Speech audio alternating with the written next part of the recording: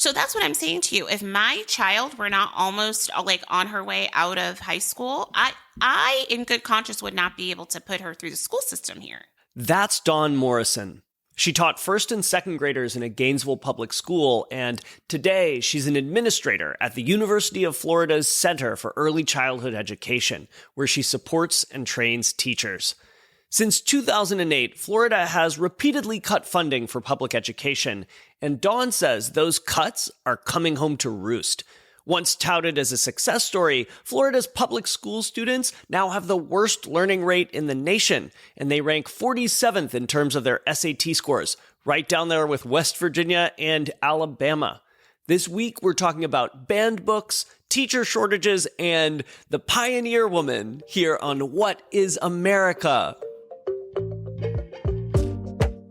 Week 10, and I'm in Pennsylvania. It was supposed to be Allentown, but now I'm in Scranton for some reason. What happened? Airbnb disaster. I'll tell you all about it in a minute. Hi, I'm John, and this is What is America? It's a podcast in which I drive all over the country and talk to people about their lives.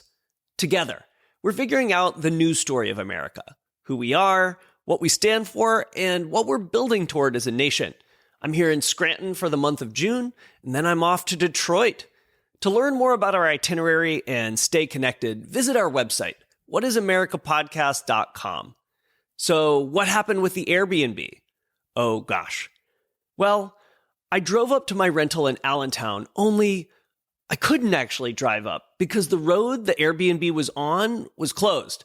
It had been closed by the city for months.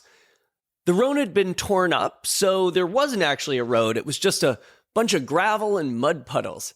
And then, right in front of the house, there were two huge pieces of construction equipment, a dump truck and a backhoe, doing construction, making a big racket.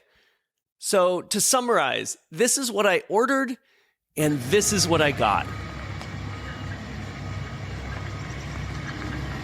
I messaged the host and I was like, "What's up? We've been talking for 2 months. You weren't going to tell me about the construction?" And the host was like, "Oh, we didn't think it was a big deal. People love staying there." Fellow travelers, I didn't check in. I'm not going to pay a premium price to stay in an active construction site. Fortunately, Airbnb gave me a full refund, but then I had to spend the next 2 days hustling. I needed to find a new place to live. I looked all up and down the Lehigh Valley, not just Allentown, but also Bethlehem, Easton, Freemansburg.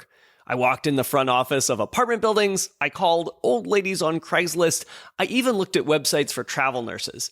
And first of all, I just want to say thank you because many of you actually sent me listings and called friends locally to help me find a spot. Sadly, there wasn't a good option. So after 2 days, I pivoted. I found a beautiful house here in Honesdale. The weather's gorgeous. People seem nice. So, sorry, Allentown, maybe next time, but hello, Scranton. Okay, let's talk about the interview. This is one of the ones I recorded in Gainesville before I left. Teachers and public schools don't often make the news, but as usual, Florida is an exception. Until recently, the headline would have been positive. In fact, until 2017, Florida's schools were the single biggest success story in U.S. public education. That's thanks in large part to the hard work of Republicans. In 1999, Governor Jeb Bush signed Florida's A-plus plan for education into law. It's since become a model for similar bills in other states. It made big investments in early childhood education, gave parents more options for where to send their kids, increased accountability for schools, and even offered performance-based bonuses for teachers. Like, if your students are getting A's, you get paid. Over the next 10 years, Florida's Department of Education worked closely and patiently with the federal Department of Education, which had recently been juiced by George Bush's No Child Left Behind initiative. In 1999, when Jeb Bush took office, about half of Florida's fourth graders were functionally illiterate. By 2017, Florida's fourth graders had risen to 6th in the nation for reading and 4th in the nation for math. No state has ever made such swift, stark improvements, and the gains were especially remarkable for Black, Hispanic, and low-income kids. So what happened? Well, budget cuts happened. Under Governors Rick Scott and Ron DeSantis, also Republicans, funding per student was cut by 14%. In plain English, that means Florida spends 14% less per student than it did 20 years ago, not including inflation. That's about $3,000 less per kid per year. The results are sad. Florida has erased all its gains. It now ranks 42nd in the nation in terms of funding per student and 50th, dead last, in teacher pay. It may surprise you to learn that teachers don't want to work for starvation wages. They've got student loans. They want to be able to own a home or maybe retire one day. Maybe for that reason, at the beginning of this school year, there were more than 4,000 unfilled teaching positions at Florida public schools. If you're wondering what the impact is on Florida's kids, the answer is not good. In 2024, math scores hit a 20-year low, and reading scores dropped to their lowest level in 25 years, since 1999. You remember when Jeb Bush took office and half of Florida's fourth graders couldn't read? Yeah, that. Florida used to be at the top of the charts with states like Connecticut and Massachusetts. That was just 10 years ago. And today, they're right down at the bottom. As if that weren't bad enough, Florida has also passed laws like Don't Say Gay and Don't Say They, which prevent teachers from talking with their students about gender and sexuality or using a student's preferred pronouns. Florida school districts have also banned more than 700 books from the classroom, primarily books about race, gender, and sexuality. As a teacher, if you break one of these laws, you can get fired, lose your teaching license, or even get charged with a felony. Fellow travelers, it takes a special kind of person to run the gauntlet and become a public school teacher in Florida. And Dawne Morison is just such a person. Dawne loves kids. Full stop. And from the time she was a little girl, she knew she wanted to be a teacher. She would line up her dolls and stuffed animals like they were students, and then stand at the front of the room lecturing to them. Over the last 25 years, Dawne has become an expert in early childhood education. She's been a teacher, an administrator, even run her own early childhood education facility. Originally from Connecticut, Dawne moved to Florida with her husband Rob and their kids Josh and Taylor in 2015. She briefly taught first and second graders in a Gainesville public school. Today, she's an administrator at the University of Florida's Center for Early Childhood Education, where she supports and trains teachers. I asked Dawne how it feels to come into work every day, knowing that this week the Florida State Legislature will vote on a budget that's likely to cut funding for early childhood education by an additional 3 to 8%. She says she's staying focused on supporting educators and Florida's kids. To paraphrase the Serenity Prayer, controlling the things she can control. But she says that if her kids were younger, she wouldn't send them to public school in Florida. She says she would move to another state. This conversation was an eye-opener for me, and I hope it will be for you too. Hello, my name is Dawne. Say about yourself. I am a 48-year-old mom of 2 wonderful children. I have a college-age son who just finished his first year of college, and I have a high school-age daughter, and we live in Gainesville, Florida. If I asked your friends to describe you, what do you think they would say? I try to be this way, and I always tell my children, they would tell you this if you ask them, to be the kind of person that if somebody spoke ill about you, no one would believe them. Wow. So I heard that many, many years ago, and I've been saying it for years. I've never heard that. Yes, that's and really I say it to my kids. So that's the kind of person I strive to be, and I think my friends would say that I'm a good person, that I'm a kind person. That I'm positive, I think, and talkative. Can relate. Yeah. And I hope that they would say that I was generous of spirit. They probably would say that I loved children. Because that's kind of like part of my identity. That's kind of your thing. Yeah. Yeah, I hope my friends would say all those things. You were talking about kind of these values that you try to embody. Be the kind of person who, if somebody spoke ill of you, no one would believe them. Do you get that from your family? No. A little bit. I mean, I think that I felt love growing up, and I think that when people feel love, they're able to give love and to be good and kind when they've experienced goodness and kindness. So I did experience that growing up. I essentially lived in a small town, like small town America. Where a lot of people knew a lot of other people, like many people knew everybody. It's like generations of people lived in the same town. My friend grew up in Storr, Connecticut. Yeah, that's where you kind of. So my husband went to college. Yeah. Is it kind of the same deal? Yep. Like everybody knows everybody? Yep. Yeah, okay. Everybody knows everybody. And like you graduate and it's like you're going to UConn or you're going to Central Connecticut State or Eastern Connecticut State or, you know. So it's definitely, I grew up with that feeling. I went to elementary school with the same people I went to junior high school with, and then I went to junior high school with the same people I went to high school with, and I was Miss Congeniality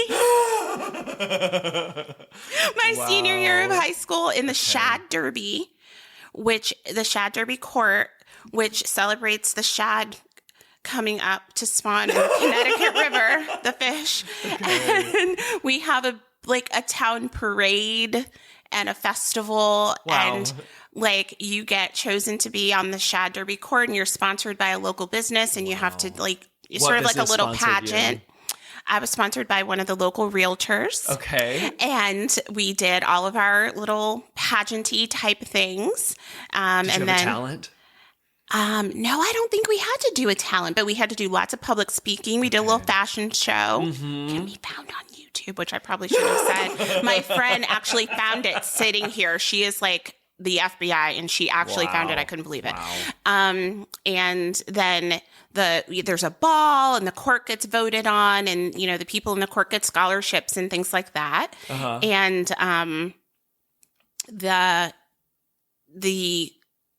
all the girls that participate vote for Miss Congeniality. Okay. I was voted Miss Congeniality, and I got to ride on the float in the parade and throw candy to kids. I mean, that's the kind of town I grew up in. That's amazing. So you said that these values that you embody didn't necessarily come from your family, from your parents. So it seems like a large part of Dawne is self-made or self-created? Well, I remember talking to my college roommate who went through some trauma growing up, and I had some things as well. And but generally speaking, my family was really I knew I was loved, and my mom. And my stepdad, too, they did instill certain types of values about, being a hard worker, education being really important. My mom instilled faith. Her, religion was really important to her. And so there was a lot of talk about being a good Christian and being a good person and that kind of thing. So it was established in that way, I believe. And then as far as some of my other personality traits, sort of developmentally speaking, I think people are a little bit born the way that they're going to be fundamentally, and then other things affect that.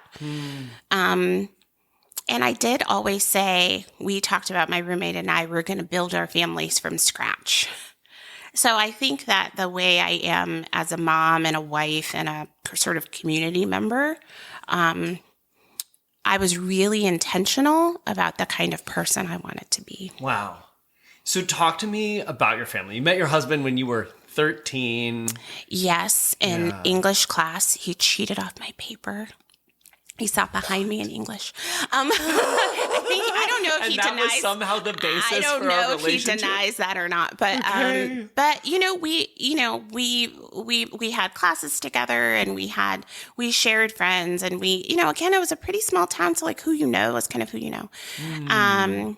We had our first kiss at somebody's end of summer party in the 8th grade, like in the pool, like in an above ground pool. And you thought, this is it. This is it. I remember my mom, she was like, you're not going to be allowed to talk on the phone anymore. Cause you had to and I was like, you can't do this. I'm going to marry him someday. My mom likes to remind me of that story. But, it was, we definitely had times where we had other boyfriends and girlfriends but we were friends. We just were even when we weren't boyfriend and girlfriend, we were friends.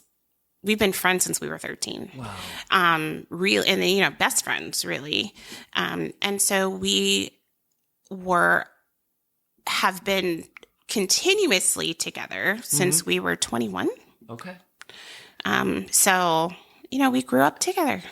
And do you remember the first time you saw him? Not the first time. I do remember him sitting behind me with his friend. Okay. What do you English remember class. about him? I remember his cheeks and his glasses and his floppy blonde hair. I remember him being really funny. Uh-huh. He still is really funny. Okay. And he likes to tease, which is funny because I'm really, really sort of soft-hearted and my feelings were easily Sensitive, hurt. yeah. I'm super sensitive, although I'm less sensitive now. Sensitive the 40s people, have the been world good for me. unite. Yes. Yeah. But I will say I've gotten less sensitive as I've maybe developed some wisdom and some fortitude. Florida will do that. Yeah. So let's open the can. Like Florida, obviously it meant something to you. It represented something in your mind. What was that conversation with you and Rob? So I was a snob about Connecticut education. I was educated as a teacher in Connecticut. I taught in Connecticut and Massachusetts schools. I definitely felt like, and I've always been a reader and an advocate in the field of early education, especially.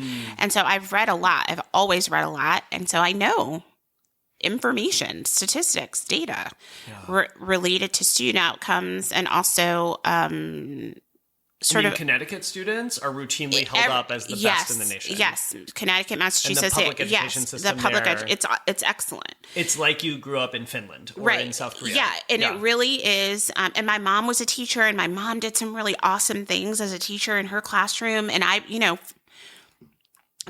grew up in her classrooms and her doing all of these interesting, amazing things, taking her children to all these places and field trips and taking them. I mean, so I felt like I was experiencing the gold standard of education. And I felt like I was taking my children somewhere that was not the gold standard of education. And that's really what I was thinking. I also really hate the heat. The way maybe things are now or the way things are here are different. It is. I mean, I think that, I know that my children could go outside. My children, my 16-year-old and almost 19-year-old, when they were young, I could open a door just like I could. And they could go play with neighbors and neighbors' children, older, younger. Maybe we would make a play date here and there for other circumstances. But generally speaking, I mean, literally my children went to school until we moved to Florida, literally at the elementary school at the end of our street. The person who took care of them was a family childcare provider around the corner that we walked to. Yeah. And like everybody else's kids in the neighborhood went to that person's house. My son still plays like online Fortnite with one of the kids who went to her house. Yeah.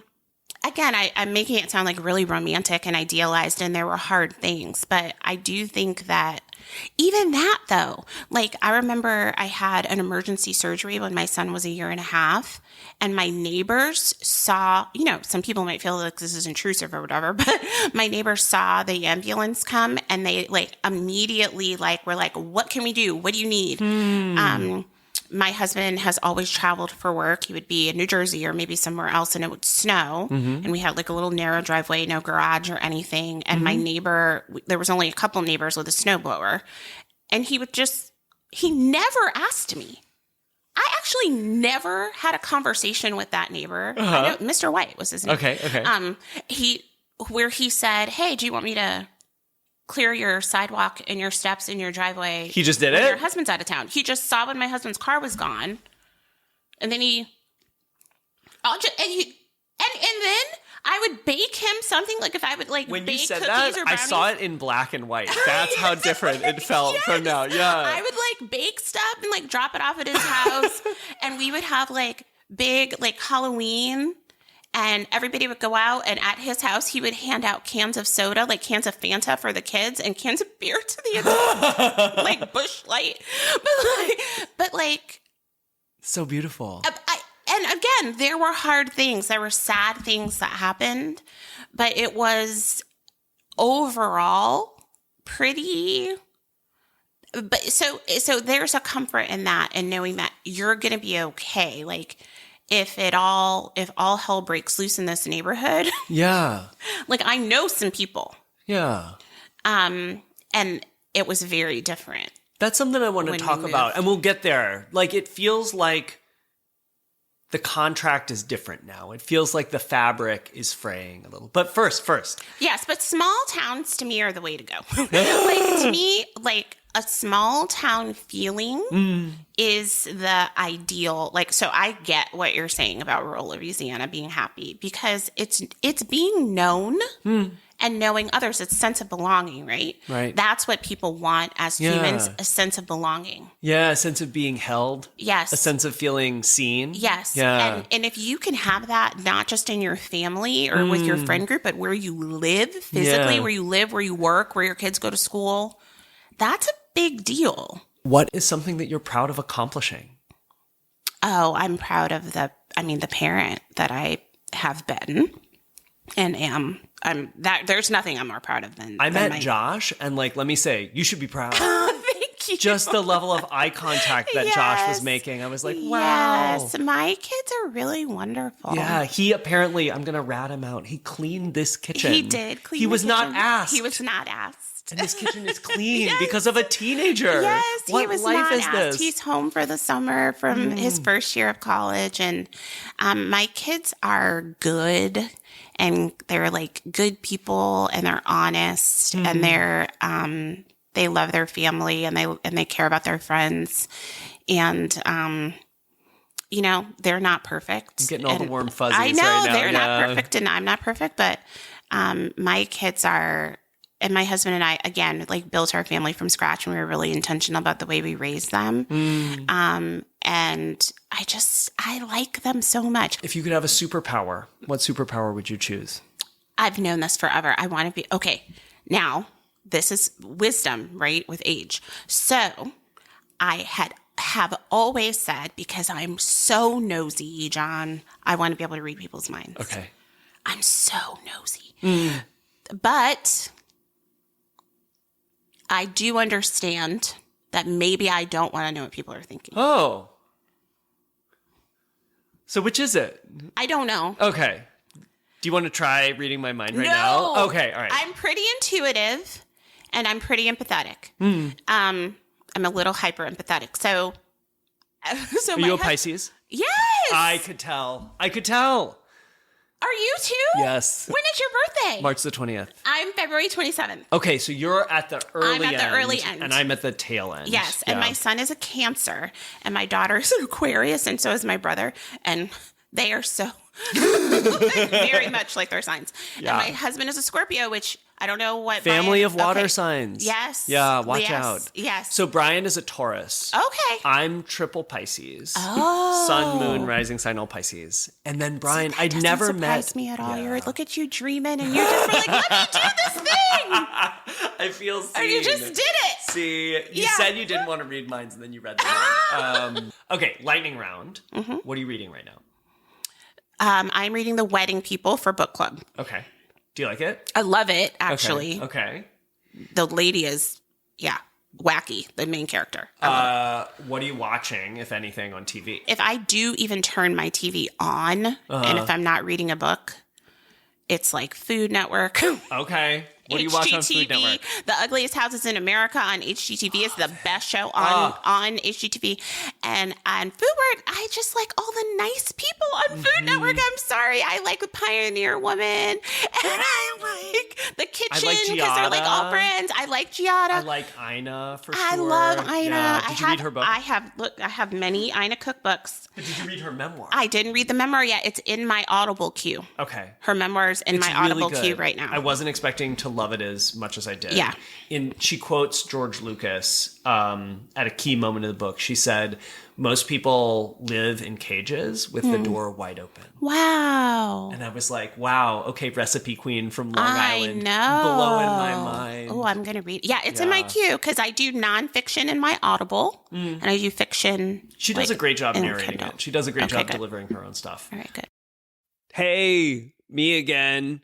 You know what's great about the comments section of this podcast? The Florida State Legislature doesn't have anything to do with it. We can talk about banned books, you can use whatever pronouns you want, and you won't get sent to the principal's office or lose your teaching license. While you're down there, you could even pound on that like button or subscribe to my channel. If you happen to be a Florida public school teacher, it's a great way to work out some pent-up aggression. Okay, back to the interview. So you were a teacher. Yes. And talk to me about how you chose that job. I didn't choose it. I've been that way since I could have any memories. I do think teaching runs in families. Okay. Like being a police officer, a firefighter, and things like that. And my mom was a teacher for 20 something years and then went into real estate, interestingly. But my earliest memories are of lining up my dolls. Like so many teachers have this story. Lining up my dolls and my stuffed animals, and they were in a classroom and I was teaching them. What were you teaching them? Just whatever you're supposed to learn in school. I probably was just being the type A bossy teacher and rocking babies and babysitting from the time I was very young.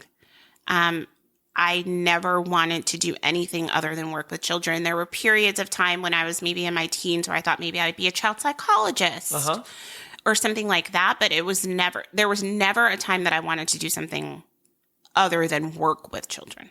That's incredible. That level of certainty, I'm actually very envious of. Yeah, I was very certain about that. I've never wavered in that. So you moved to Gainesville in 2018. Yes. And at that point, you took a job in the public schools. Yes. Tell me, what was your job?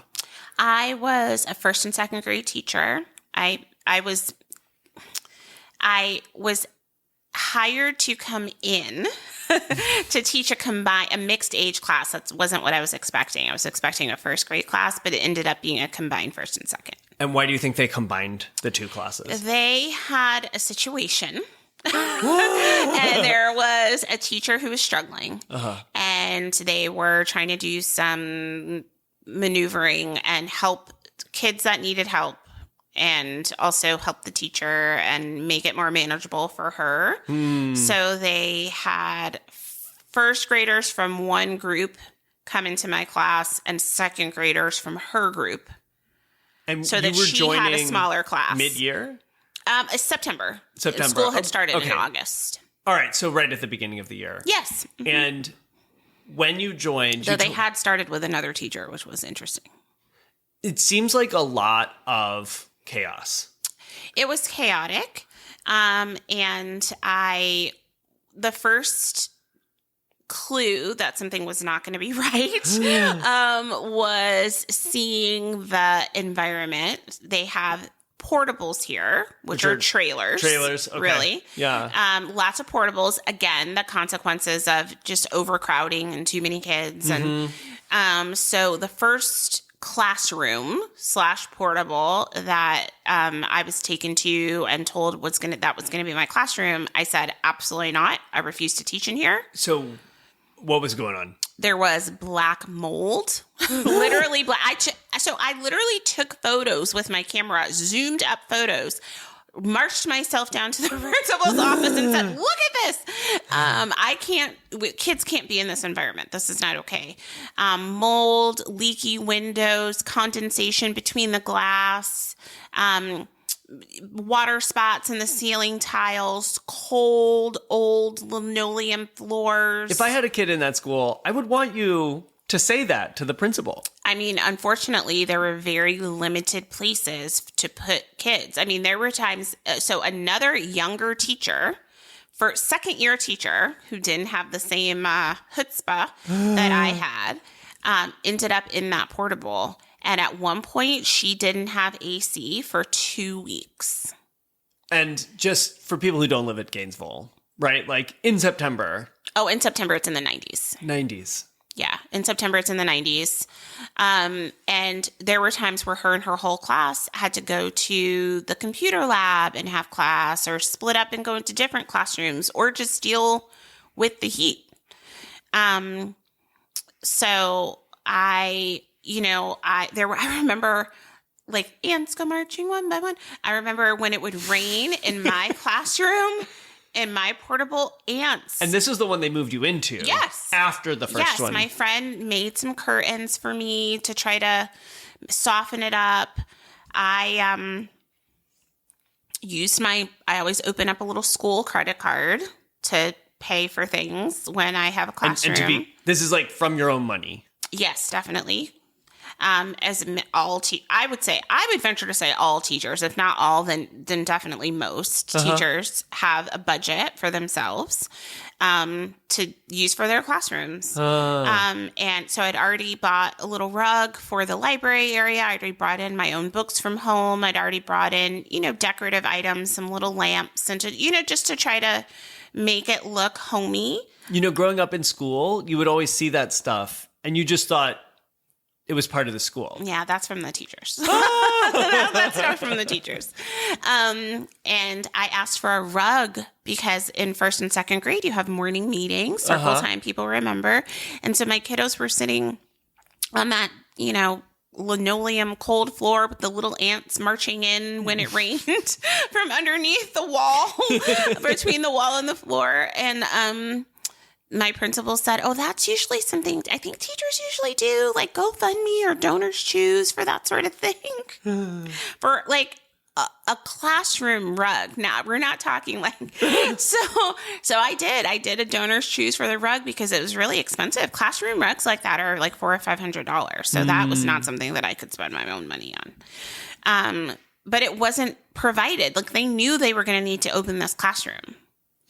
And that kind of thing was not provided. And you told me also like paper, for example. Yes. So even in Palm Beach County, which is a much higher performing, wealthier, better funded school system, I remember being a room mom, volunteering in the classroom and asking the teacher if I could help by making her copies. And she said, yeah, just make sure you use, there's slots in our paper. It'll say my name because they provide their own paper. So as I remember thinking it was odd on the school supply list at the beginning of the year that a ream of paper was one of the required school supply or the requested school supplies. But it's because the teachers have to pay for their own paper, copy paper. Like to do quizzes, to do like worksheets. So the parents donate whatever they donate. And when you run out, the school doesn't give you more. You have to buy it or ask for parents to send in more paper. And I remember distinctly when my children were in school, buying paper. I just want a reality check. Like in Connecticut, same deal? No, absolutely not. Like the school has paper. Yes, the school provides paper. I had a little credit card in my classroom in Connecticut too, because there are always going to be some things that you want for your class that are not funded. But I remember the PTA at Christmas giving each teacher a little gift, like that they fundraised of like $200 or $250 to help subsidize the money that they know we spent out of our own pocket. Yeah. So there are always certain things that maybe as a teacher, you want for your kids. Like I really believe in sensory play, and I taught kindergarten in Connecticut. So I had like an underbed bin that I used for sensory table and, cranberries to make a cranberry bog at Thanksgiving time and things like that. certain things that you want for your classroom. I remember Miss Sanders in yeah. second grade. She had a reading nook. It was like with curtains, and there was like a little fence and all these cushions. She bought all that. She 100% did. She's now Miss Seabrook. Thank you, Miss Seabrook. Yes, yeah. Miss Seabrook. Thank you. Miss Seabrook bought all that. Yeah. But your basic things like copy paper and printer ink. Yeah. Were provided. And we did have a small classroom budget that we could use to buy to supplement, when the pencils inevitably run out and the crayons run out and things like that. But the budget for those kinds of things is incredibly small or non-existent at least in the Florida schools that I have experience with, which is Palm Beach County and Alachua County. So you told me that there were moments in the public school teaching first and second graders where you had to evacuate the classroom, where there was violence. Yeah. Talk to me about that. So there's a resource officer, I think at every school, elementary, middle, high school. A resource officer is typically a police officer, like a police officer who patrols the school, there to presumably keep everybody safe. But I often had to call the resource officer, multiple times I had to call the resource officer because I had kiddos fighting each other or tossing desks, throwing chairs. One of my little guys whose family lived in a homeless shelter, or he and his mom lived in a homeless shelter, got into a really, really, really violent fight with another one of the kids who had some other issues in the classroom one day because he'd had to wear borrowed pants that morning and they were falling down and didn't fit him properly. So he was getting made fun of from the time he was on the bus in the morning. So he was already in a terrible emotional state before he even got on the school bus to come to school.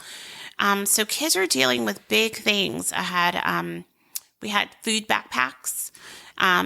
So Catholic Charities provided meals in a backpack for the weekend because we have free breakfast and free lunch. But when kids go home on the weekend, they don't have food to eat. So kids are coming in. So I think I had 19 kids and I had 6 of my kids were on food backpacks. So they're coming in and they don't have adequate nutrition and maybe they live at the shelter. These kids are coming in with trauma. Oh, yes. And how do teachers deal with that? That's now part of the job, right? It's absolutely part of the job. But how you don't know what kids are bringing in often, right? Sometimes you know, sometimes you don't know. Right. But how do you teach and care for the trauma? Well, the caring for the child is the teacher's job first and foremost. So whether you are an infant toddler teacher, an infant teacher in a baby room in a childcare program or an early education setting, or whether you are teaching second grade or fifth grade or middle school or high school, teachers know and have always known, but definitely know that their job is to care for the child, the individual children that show up to them every day. Things are different now. The reality is children, there have always been places where children are coming with, experience. I mean, we've seen this violence. It's not new. Are we seeing some things more frequently and in different settings than we've seen before? Yes, I think so. But teachers, for the most part, good teachers, of which there are, which most teachers are really good teachers, are they know that is what they're going to have to do. They're going to have to. You have to have, Maslow's hierarchy of needs. If children are not feeling safe, if they're not fed, if they haven't slept, learning about geography or literacy skills or math skills, that's not going to happen. You're checked out. But the understanding and the prioritizing of addressing the basic needs of the children and frankly of the teachers, because many teachers, especially in childcare programs and early education settings, the staff are at the poverty line. They're working full time, making poverty level wages. Literally, like that's not an exaggeration. Doing skilled jobs. Yes. Skilled jobs for which many of them hold master's degrees. Yes. Or higher. Yes. Yeah. So why do you think we pay our teachers so little? Because in public school, especially, there's childcare and then there's like public schooling. So childcare is because our country doesn't subsidize childcare like other countries do. So the only way to have well-paid teachers is for it to be subsidized by someone. It has to be subsidized by the government, by an organization, or by the parents in the form of tuition. Okay. So in order to pay people well in private childcare situations, you need to charge a very high tuition. It costs a lot of money to run a childcare program. So if you want to pay your teachers not just a living wage, but like a good wage, like maybe they could own a home, right, on their salary, then you have to be charging parents an amount of money that many people can't afford. So what do you think will happen if we create this dichotomy for teachers, right? Like either achieve your financial goals and own a home, be able to retire comfortably, or be a teacher. What do you think will happen if we create this fork in the road? Well, it's happening. So I came in, and this was the year before my son was born, so 2005, making $55,000 a year. Which I would call a middle-class income at that time. At that time. Yeah. When I started working here in Gainesville, Florida in 2018, I came in, I'm not even going to tell you all the other experience that I had coming in. But how many years? 20-something years. 20-something years. And still have the master's, got my Florida teacher certification. I came in at $46,000. So less. I almost maxed out the pay scale. Less in absolute dollars. Yeah. And they don't have guaranteed cost of living raises. So if I were in Connecticut or Massachusetts or New Hampshire or, some other places in the country who pay teachers well because they have a different tax structure, I would be making $80,000 a year. So put it in concrete terms for me. If we pay teachers approximately so little, what's going to happen? People will stop going into teaching. So Florida has like a 3,000 teacher shortage, like a teacher shortage of like 3,000 or 4,000 teachers. 3,000 or 4,000 teachers sounds like a big number, but like what are the knock-on effects of that? That like we are 4,000 teachers short, let's say. So children are in larger classes. So instead of a kindergarten teacher or a first grade teacher or a second grade teacher having a cap of, let's say, 20 kids in her class, she might be maxing out at 25, 28, 27, 29, 30 kids. So what's a comfortable class size? Like you can easily run a class. 20-ish. Okay, 20. 20-ish, depending on the age. 22. Right. 23. Something like that. And there are many, many, many, many schools in many different parts of the country where it's way more kids than that. And the reason is because they don't have enough teachers to teach the number of kids that are there for school. So, and that has so many ripple effects and consequences, and there's also a lack of substitute teachers because they also don't pay subs well. So what you have is, nobody to cover classes. So a teacher calls out sick. If if teachers go to school sick, first of all, if they have to be out sick, then you've got custodial staff covering classes. Administrative staff not doing the things. Janitorial staff? Janitorial staff covering classrooms. You've got administrative staff that have, like, there's an administration for a reason. They can't be there to manage the things they need to manage if they have to cover classrooms. There's just, it's just the things that are happening in our classrooms and in our schools are untenable, I think, certainly for a first world country. I mean, it sounds scary. It is scary. And who are the people who can afford to teach for $44K? And you were maxing out the pay scale. People like me whose spouse or partner makes more money than they do. Or teachers who in Palm Beach County, when my kids were there, I know they were making around the same amount of money. This was just a few years ago when I lived in Palm Beach County, Florida. They had roommates. They were grown, adult, professional people living with one or two roommates so that they could afford to live, not own a home, but to like pay rent. And then also have a car and also pay off student loans, by the way, because they had student loans for the education they got to become teachers. Because some of these people have graduate degrees. To have a graduate degree and make $44K is insanity. Yeah. To make under $50,000 a year, to me, it is crazy. And like, you told me that there's a teacher shortage.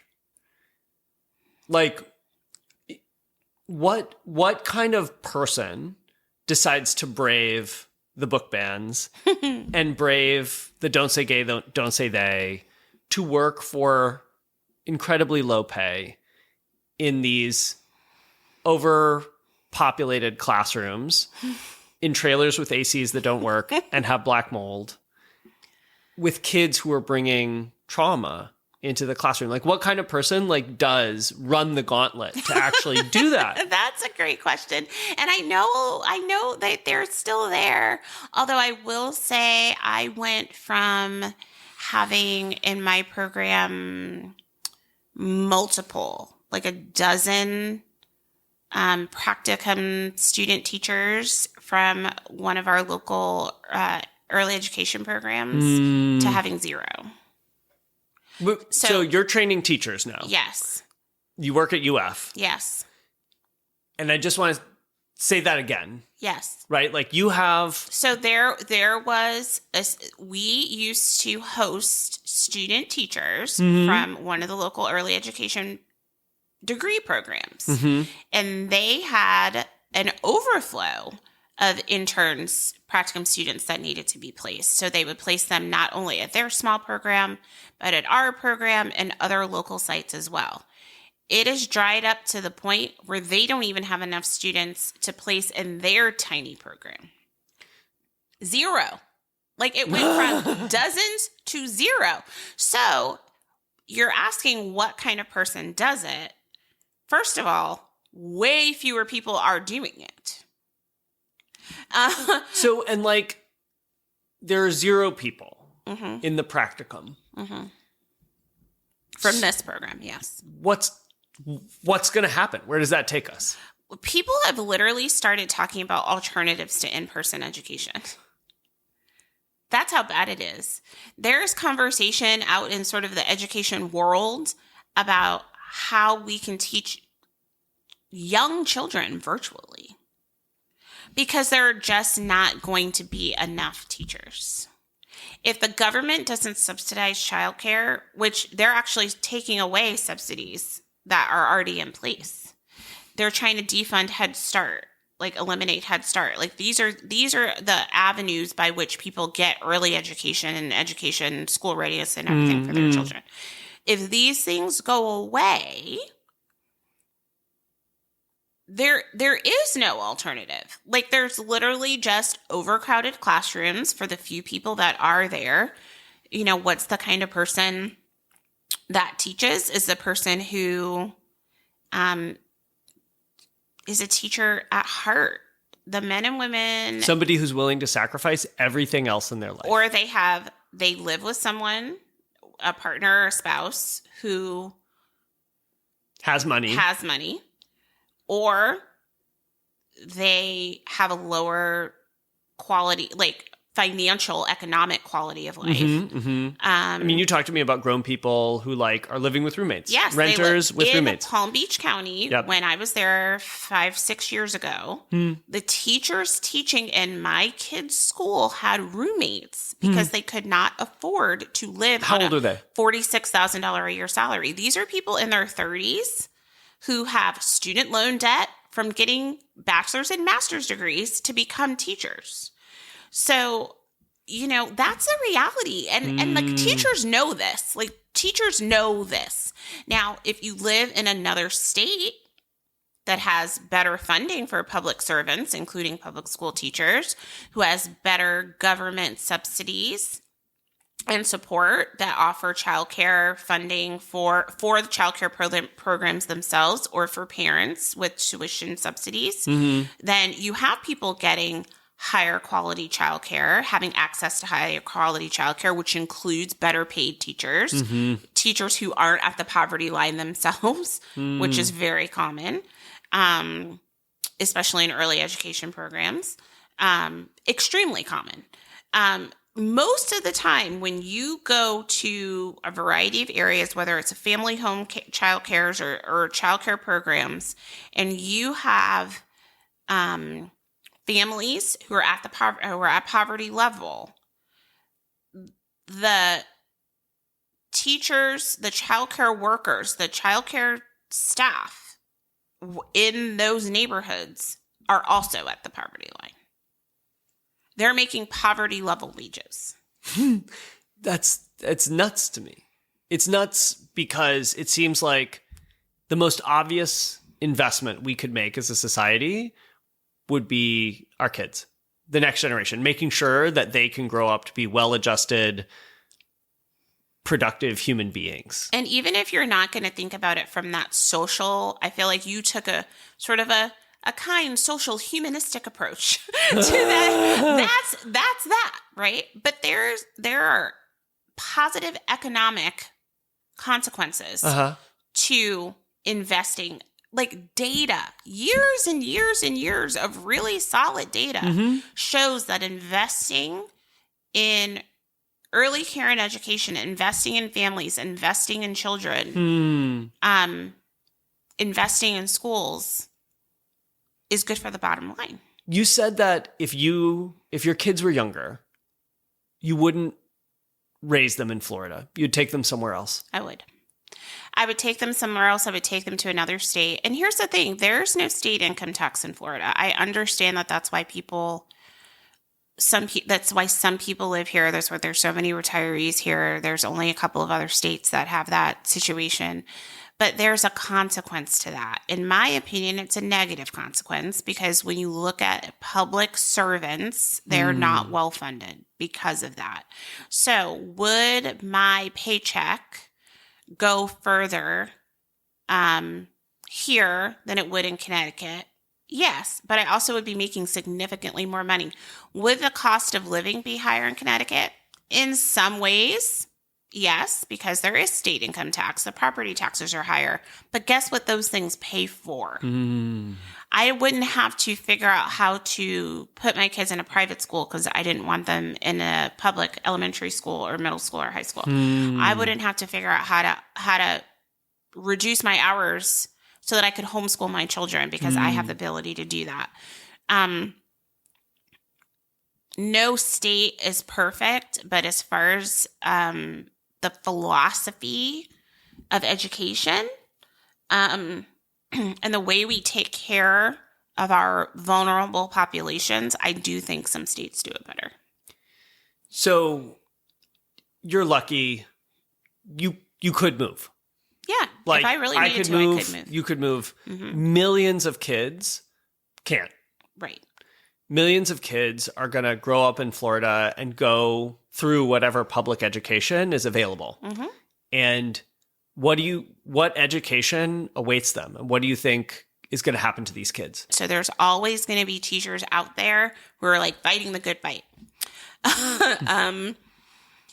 But sadly, there are just going to be a large portion of kids who just don't learn things that other kids learn. And like, I think They about just will not. a global economy, right? Like Florida kids are not just growing up to compete with Connecticut kids. Correct. They're also growing up to compete with Korean kids. Right. And kids from Finland. Right. And like, what do you think this does for our competitiveness? It's so negatively impactful. You know, I think about one of the examples is as a parent, we all just got a sort of a desperate email from the school board asking us to contact our state representatives because they want to eliminate AP, advanced placement classes through the College Board. Cambridge International, International Baccalaureate, all of these kind of advanced programs, they want to defund them. They want to get rid of them. I mean, like, you're just going to take away Yes. And these are things that not only allow for children to like, God forbid somebody wants to succeed. Right. You know? Yes. So it's not only the level of education that the children are exposed to. AP and Cambridge and IB and these kinds of programs give college credit if kids pass these classes or pass these exams. So that reduces the amount of money that those kids then have to pay when they go on. So there's multiple consequences that make our kids less competitive. The most competitive universities in the United States and in the world, what do they want to see? They want to see college level, higher level coursework. Mm-hmm. So we're just kind of taking that off the table. We're just going to take it off the table. Floridian They really want to do it. It is on the table to be eliminated. So that's what I'm saying to you. If my child were not almost like on her way out of high school, I in good conscience would not be able to put her through the school system here. So what do we do? This is like an impossibly large question, but like envision me a better outcome for Florida's public education system. I think people are fighting, and I think people just have to keep fighting. So, and you fight with your vote. You know, I feel a little bit disillusioned by the vote, but I'm still going to keep voting, even in my local elections. I think you have to keep being really vocal. If you're able to, you have to join the school committees, the school advisory committees. You have to join the PTA so that you have a little bit of influence and a little bit of in the school. Parents who are able to, teachers who are able to, have to just keep pushing. We have to keep advocating. We have to keep showing up at the rallies that they plan. We have to keep you know, when the petitions come out, we have to make the calls. I still do it. I still make the rote phone calls. You seem so tired when you say that. Because it's exhausting, because I've been doing it for many, many years. So, first of all, thank you. Thank you for continuing to train educators. Thank you for continuing to care about kids. And it just seems like a tangle. That's what it seems like. I want to switch us from one really positive topic to another, which is the election. Who'd you vote for? Kamala Harris. Okay. Talk about why. There was no choice for me. First of all, I've always voted Democrat. I'm a registered Democrat. I'm always going to vote for the Democratic slate because typically it aligns with especially because education is my biggest issue. You know, everybody has sort of like their issue. Education is my issue. So typically the Democratic slate aligns with the policies that I believe in for education. So I'm always going to vote the Democratic slate because of that reason. So I also believed Kamala Harris was incredibly qualified for the office. So if you think about how democracy is going in the U.S., what you're a teacher. What grade would you give us? I guess a D. I wouldn't give a failing grade because I do know. Here's the thing. Even conservatives on the other side are fighting really hard for what they believe in, which that's democracy. So just because I don't agree with them, that's because I hold different points of view, doesn't mean that's not that's democracy. So People a getting failing grade would be if people had just checked out. Yes. Okay. To me, apathy and just people just not caring and everybody disengaging would be failure. Okay. So, but you did give us a D. Mm-hmm. And why do you give us a D? Because of the divisiveness. Because of the fact that people can't even have like a conversation with dissenting opinions. So, okay, we talked about how that feels new. And what do you think changed? Something culturally and just social media. I honestly be careful, or I will start to rant. I will start to rant. But and here's why I think that, because there's something really true. And again, people are going to say like, well, social media is not the devil. No, it's not. Like, that's not what I'm saying. I'm on social media all the time. I'm talking to you. But but there is definitely something to be said about the idea that we were all watching the same thing. We were all hearing similar information, right? If you were wanting to hear an extreme voice, you had to go out of your way to find that extreme voice. So you had to really want that. You had to be extreme yourself to be finding that extreme voice on either like side. the John Birch Society. Right, like whoever, now it's like the extreme voices are the loudest and they're everywhere and they're inundating. And you can't even pause and have a question or a wonder as you're scrolling through Instagram. If you pause on somebody's reel or somebody's post where they're saying something divisive or ugly or extreme, guess what Instagram's going to do? It's feed you that stuff. They're going to feed it to you and feed it to you and feed it to you and feed it to you. I mean, like, I heard that fake news spreads 7 times faster on Twitter than reliable fact-based news. It makes sense. I heard that things that generate disturbing or enraging emotions spread faster than things that don't. And like, that's the media environment that we live in, right? Like, these media companies are trying to make a buck, same as everybody else. I will say, like, so in child development and education, we know that it takes, I believe it's 7 positive interactions to dispel the negative effects of one negative interaction. So if you lose your temper with a child, if you yell at a child, if the child has to be disciplined or get in trouble, for the strength of the relationship, you have to have 7 positive engagements. And what do you think the ratio is on social? Of the one negative one. So in society, right? What are the chances that that's taking place? What are the chances that there are 7 positive, hopeful, encouraging, kind, inclusive messages coming at people for every one divisive, ugly, that feels like a really hard ratio to hit. Yeah. Thinking about big picture, Dawne, what is America? America is, it used to be I remember in the 90s, we always used the term melting pot all the time. I don't know that we are a melting pot anymore. Now I feel like maybe we're like a salad. I was thinking salad. I liked melting pot better. I don't know that we're melding very well right now. I think right now America is like a salad. We're all tossed up and we're all sort of disparate and individual in our thoughts and ideas and experiences. I would like for America to be able to come back to that,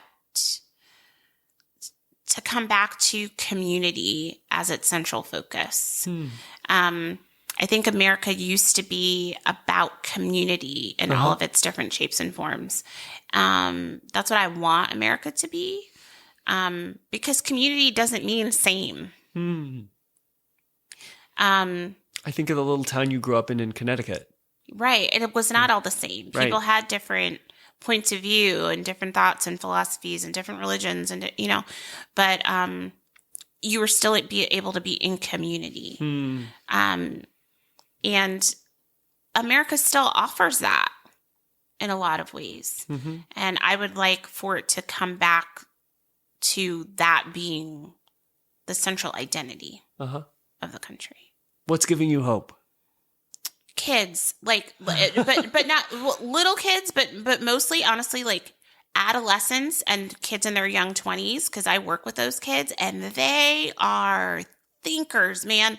They are like deeply feeling. Are they a little bit soft, in my opinion? Yes.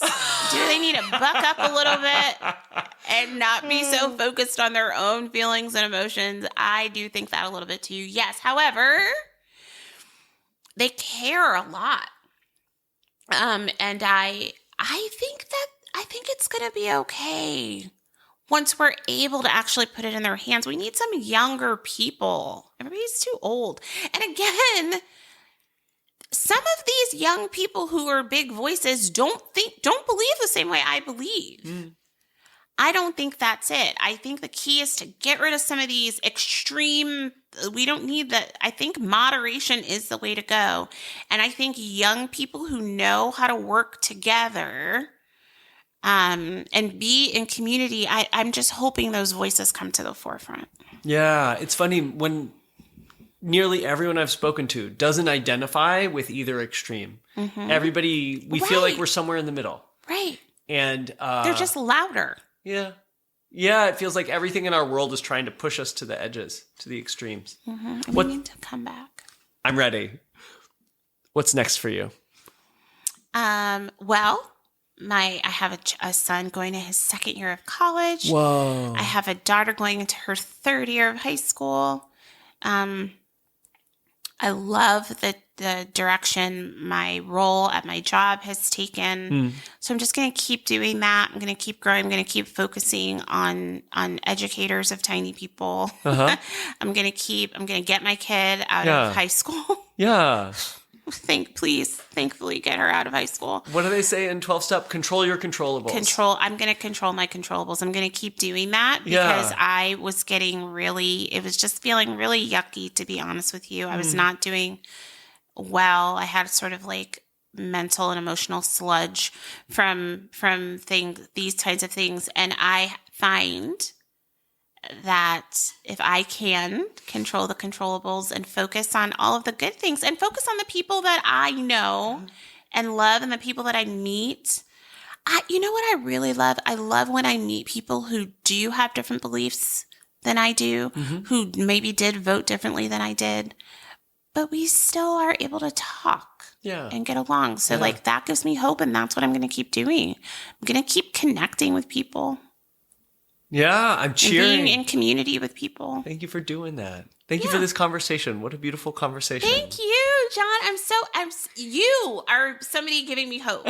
You're giving me hope. Thanks. Doing this is giving me hope. We'll see what happens. We will see what happens. Yes! Yay! When he signed last year's budget, Florida Governor Ron DeSantis framed cuts to public education in terms of efficiency and fiscal responsibility. He said governments should strive to do more with less. I have to say, I really don't understand the rationale here. Like, not at all. Apart from healthcare, educating our kids seems like the most obvious investment we can make in the future of America. Our people are our competitive advantage. Today's educational outcomes are tomorrow's economy. According to the National Center for Education Statistics, Florida's public school students now have the worst learning rate in the United States. By the time they graduate, they rank 47th in terms of their SAT scores. And those SAT scores, by the way, have dropped by 70 points in the last 7 years alone. That's wild when you think that, as recently as 10 years ago, Florida's education success story was the envy of the nation. Increasingly, because of these cuts, Florida's kids aren't ready for college. They're not being prepared for high-skilled jobs, and they can't compete on the global stage. So what do we think is going to happen to them? It's like a slow-motion car accident. And that's the thing about educational neglect. It compounds over time. For every year we underfund schools and underpay teachers, Florida's kids fall farther behind, and it gets harder and more expensive to close the gap. In my mind, this isn't a conservative thing or a liberal thing. As previously mentioned, there have been Republicans like Jeb Bush who've heavily invested in education. At the same time, there have been Democrat-controlled state legislatures that have cut funding for education. I'm thinking of Illinois in 2017, for example. I'm just trying to figure out why Florida was in the mood to toss its big education success story in the garbage. Seriously, if you can help me make sense of these cuts, I'm open to it. Drop me a line in the comments. Quick reminder about book club. The next one is coming up in 2 weeks on Thursday, June 26th. The book we're reading is Bowling Alone by Robert Putnam. It's about the decline of social capital in America since the 60s. Basically, the social connective tissue that holds the country together. And here's the best part. There's actually a Netflix documentary based on the book. It's called Join or Die, and it's just 90 minutes long. So read the book or watch the movie, and then join us for the discussion in 2 weeks. To whet your appetite, here's a short clip from the doc. Everything that reflects connections with other people are going down. How many times last year did you go to church? Down. How many times did you go to a dinner party? Down. How many times last year did you go to a club meeting? In barely a couple of decades, half all the civic infrastructure in America had simply vanished. It's equivalent to saying half of all the roads in America just disappeared. Before we get out of here, I want to say a big thank you to Alex Acree. Alex isn't just one of the great legal minds of his generation. He also let me crash at his place on my drive up to Pennsylvania. I especially want to thank Alex's daughter Seren, who tried Ethiopian food for the first time when I visited. We went to Ethiopis in Rockford, and the beef tibs was to die for. If you're trying to stay connected and come along for the ride, the best thing you can do is sign up for the newsletter. It's basically my shower thoughts as well as links to the latest podcast episode. Go to whatisamericapodcast.com and enter your email. If you're trying to follow me on social, I'm at What Is America Podcast on YouTube, Instagram, Facebook, and TikTok. Finally, if you're intimidated by my beard and prefer the clean-shaven audio edition of this podcast, you can find it on Spotify, Apple Podcasts, and, say it with me, wherever you get your podcasts. Next week is another week, and titrate your diazepam because we're talking to a serial biotech entrepreneur. Until then, I'll leave you with the Gandhi quote that launched this whole crazy adventure. The act may seem small, but it's important that you do it. Thanks very much for tuning in. I'll see you soon.